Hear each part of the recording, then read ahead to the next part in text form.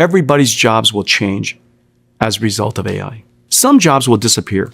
Obviously, every single industrial revolution, some jobs are just gone, but a whole bunch of new jobs are created.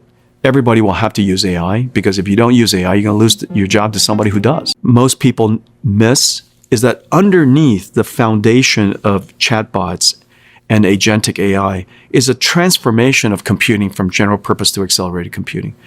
When you then gauge the investments incremental on top of that relative to the opportunity of generative AI or agentic AI, AGI on top of that, then you'll come to the conclusion, in fact, it's very modest. It's still significant, but it's modest in relative to the overall computing market.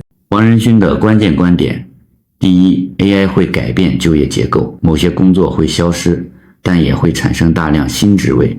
第二，无论你做什么行业，都需要掌握 AI 工具，否则竞争力会被削弱。